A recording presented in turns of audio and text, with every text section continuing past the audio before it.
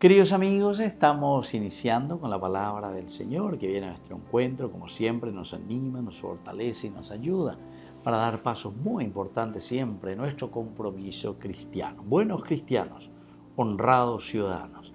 Y Anduvina Beñan de Yarañé a través del profeta Daniel en este 33º domingo del tiempo ordinario.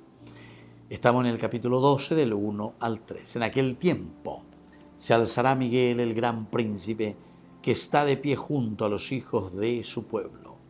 Será un tiempo de tribulación como no lo hubo jamás, desde que existe una nación hasta el tiempo presente. En aquel tiempo será liberado tu pueblo, todo el que se encuentre inscrito en el libro. Y muchos de los que duermen en el suelo polvoriento se despertarán, unos para la vida eterna y otros para la ignominia, para el horror eterno. Los hombres prudentes resplandecerán como el resplandor del firmamento, y los que hayan enseñado a muchos la justicia brillarán como las estrellas por los siglos de los siglos. Queridos amigos, aquí estamos con esta hermosa lectura, con esta profecía de Daniel, capítulo 12 del 1 al 3. Que nos hace pensar y nos evoca todo lo que es el camino de nuestra salvación. Upea Beña de mujer una resurrección.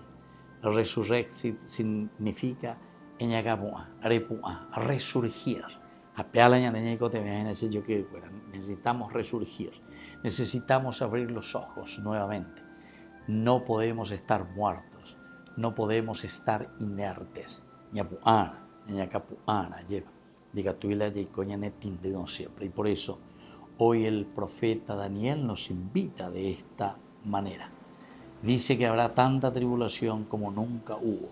Es decir, los sufrimientos de todos los días.